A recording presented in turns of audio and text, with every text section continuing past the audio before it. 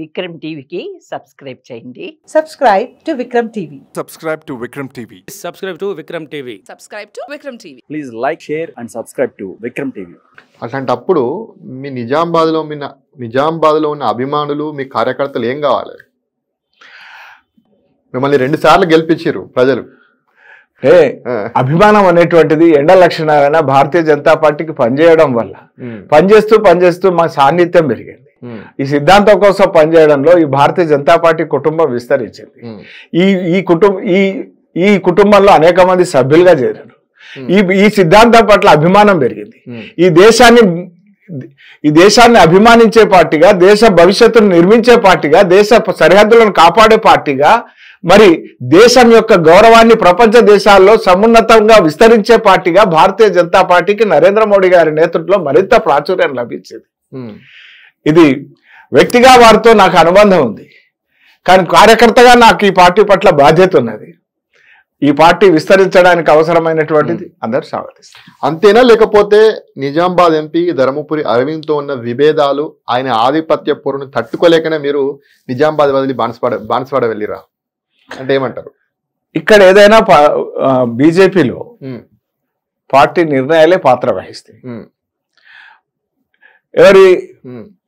వ్యక్తి ఆధారంగా నడిచే పార్టీ కాదు. ఒకవేళ ఆ రకమైనటువంటి తీరుతెన్నులు ఉంటే అది నిలిచేది, అటువంటిది కొనసాగేది కూడా కాదు. గుండె మీద చేసుకొని చెప్పండి, అసలు మీ ధర్మపురి ఎంపీ అరవింద్ తోటి మీకున్న పంచాయతీ ఏంది? అసలు నాకు ఆయనతో గెట్టు పంచాయతీ లేదు, భూమి పంచాయతీ లేదు. ఎస్, వాళ్ళ నాయన కాంగ్రెస్ లో ఉండే, నేను బీజేపీలో ఉంటుంది. నేను బీజేపీ అభ్యర్థిగా నిలబడ్డాను, ఆయన కాంగ్రెస్ అభ్యర్థిగా నిలబడ్డాను. బీజేపీ అభ్యర్థిగా ప్రజల కోసం పోరాటం చేసినాను. ప్రజల మధ్య దూరమైన సందర్భంలో ఆయన ఆ వైఫల్యాలను ఎత్తి చూపినాను. ప్రజలు నన్ను ఆశీర్వదించారు. 2 సార్లు ఆయన పిసిసి పాత్రలో ఓడిపోయాడు.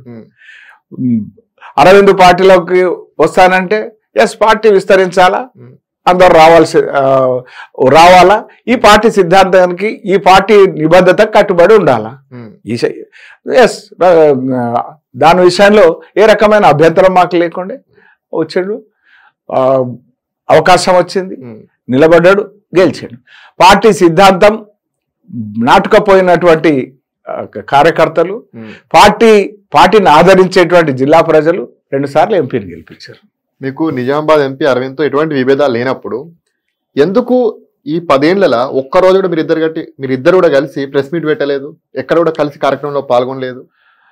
కార్యక్రమాల్లో పాల్గొన్నాం, కాకపోతే పాల్గొనని మీ దృష్టికి రావచ్చు. పాల్గొనే ఇద్దరు కలిసి ఒక ప్రెస్ మీట్ కూడా పెట్టలేదు ప్రభుత్వం పైన, గత ప్రభుత్వం పైన కానీ ఇప్పుడున్న ప్రభుత్వం పైన కానీ 10 ఏళ్లలో.